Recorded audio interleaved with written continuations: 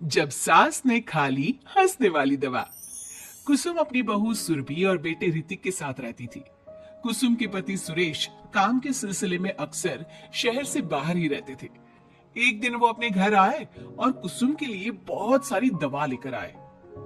भाग्यवान, कहाँ हो तुम? अरे आ गए आप। इस बार बहुत दिनों में आए और मैंने आपको जो घुटनों के दर्द की दवाई लाने के लिए कहा था वो तो लाए हैं ना आप? हाँ हाँ, तुमने जो भी कहा था वो सारी चीजें ले आया हूँ। बस अब एक गिलास पानी तो पिला दो। सुरभि, ए सुरभि, एक गिलास पानी तो लाना। सुरभि जल्दी से पानी लेकर आती है। सुरेश सुरभि के सर पर हाथ रखता है और उसका हालचाल पूछता है। बहू, ये तुम्हारी सास के लिए मैं कुछ दवाई लाया था, तुम देख लो ये दवा। तुम्हारी सास तो है भुलक्कड़, किसी और दवाई की जगह कोई और दवाई खा लेगी तो लेने के देने पड़ जाएंगे। सुरेश एक एक करके सुरभि को दवाई बताने लगा। देखो, ये घुटने के दर्द की दवा है, ये घुटनों के दर्द के लिए मालिश का तेल है, रोज रात को मालिश करनी है इससे। और ये बीपी की दवा और ये कमर दर्द की। एक दवाई की शीशी हाथ में लेकर कहते हैं, लेकिन ये दवाई किस चीज की है? लगता है मेडिकल वाले ने गलती से दे दिया। सुरेश कुछ दिन अपने घर वालों के साथ रहता है और फिर शहर से बाहर चला जाता है। सुरभि रोज अपनी सास को दवाई दे देती है, लेकिन एक दिन वो घर के काम में बहुत व्यस्त होती है और अपनी सास को दवाई देना भूल जाती है। लगता है सुरभि को आज बहुत ज्यादा काम है। चलो कोई बात नहीं, मैं खुद ही दवा ले लेती हूँ। अरे वाह, ये दवाई तो बहुत स्वादिष्ट है, थोड़ी सी और पी लेती हूँ। इस तरह कुसुम थोड़ी थोड़ी करके हंसने वाली दवाई की पूरी बोतल ही पी लेती है। माँ जी, आज मेरे मायके वाले आ रहे हैं, भैया का फोन आया था। क्या कहा, मायके वाले? अरे तो तू यहाँ क्यों खड़ी है? खाने में कुछ अच्छा सा बना ले। माँ जी, आप इतना हंस क्यों रही हो? आप मेरे मायके वालों का मजाक तो नहीं बना रही हो ना? नहीं नहीं नहीं, मैं कहाँ मजाक बना रही हूँ। मैं तो बस बता रही हूँ। माँ जी, आप झूठ भी बोलती हैं, आप अभी तो हंस रही थी। कुसुम हंसती ही रहती है। सुरभि वहां से चली जाती है और खाने की तैयारी में लग जाती है। थोड़ी देर बाद सुरभि का भाई और सुरभि की माँ आते हैं। कुसुम उन्हें अंदर बिठाती है और अपनी सास को बुला लाती है। समधन जी, कैसी हैं आप? मैं तो ठीक हूँ। आप बताइए, आप कैसे हैं? आंटी जी, आप इतना हंस क्यों रही हो? मैं कहाँ हंस रही हूँ बेटा। जब कुसुम लगातार हंसी जा रही थी तो उन्हें इंसल्ट फील हुई और वे वहां से जाने लगे। अच्छा बहन जी, हम चलते हैं, आपकी मेहमान नवाजी का बहुत बहुत शुक्रिया। सुरभि की माँ जा ही रही थी, तभी उसका पैर फिसल गया और वो बहुत तेज गिरी। माँ, आप ठीक तो है? अरे बहन जी, आप ठीक तो है? आपको चोट तो नहीं लगी ना?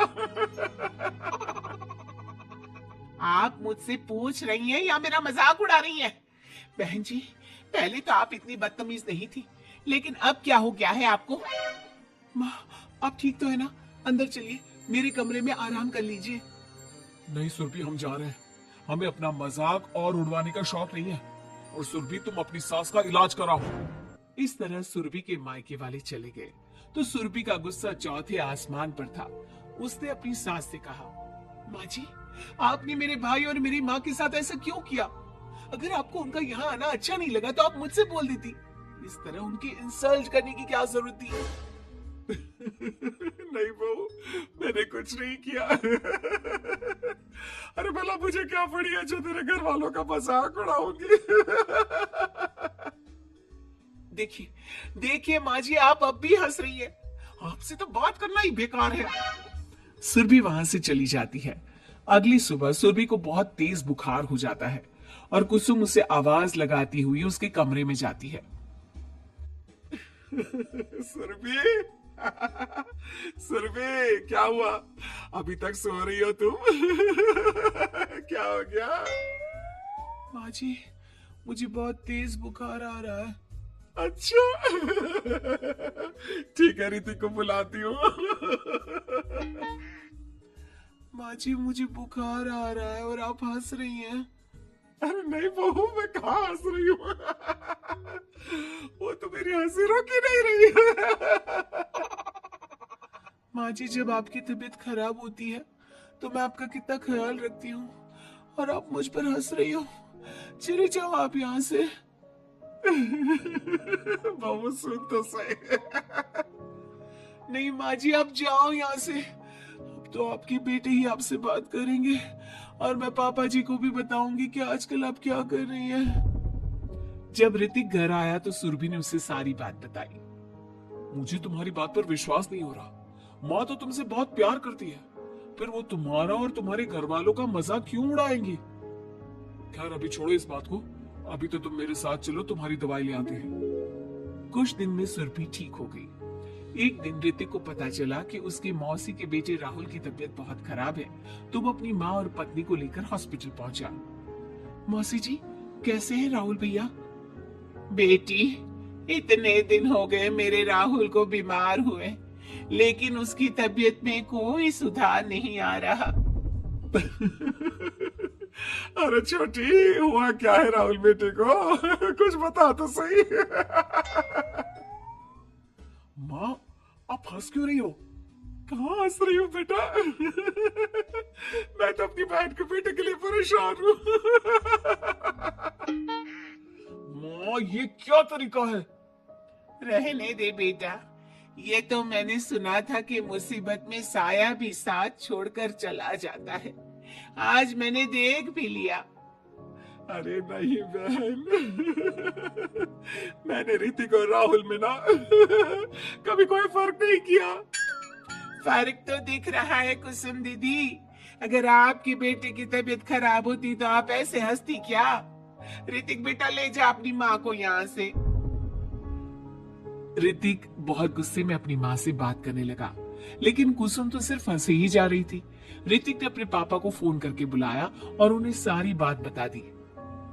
बेटा, तेरी माँ तो अपने घर वालों से बहुत प्यार करती है और वो बहुत समझदार है। वो ऐसी हरकत कभी नहीं कर सकती। जरूर कोई ना कोई बात है। कल मैं उसे डॉक्टर के पास ले जाऊंगा। शाम को खाना खाने के बाद सुरभि कुसुम को दवाई देने के लिए गई तो उसने देखा कि दवाई की वो बोतल तो बिल्कुल खाली थी जो सुरेश गलती से ले आया था। सुरभि ने वो बोतल सबको दिखाई। अरे, ये दवाई तो गलती से आ गई थी और मुझे तो पता भी नहीं कि ये किस मर्ज की दवाई है। कुसुम, क्या तुमने ये दवाई पी थी? हाँ जी, एक दिन जब वो काम में लगी थी ना, तो मैंने ये दवाई पी कर देखी थी।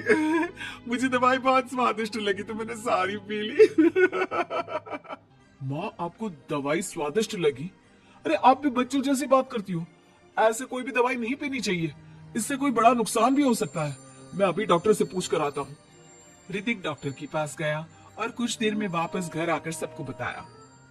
माँ ने जो ये दवाई खाई है ना, ये हंसने वाली दवाई है और माँ ने एक साथ बहुत मात्रा में दवाई खाई है, तो इसका असर थोड़े समय तक तो रहेगा। उसके बाद माँ बिल्कुल ठीक हो जाएगी। अच्छा हुआ जो तू डॉक्टर से पूछ कर आया, नहीं तो हंसते हंसते मेरा पेट ही दुख गया है।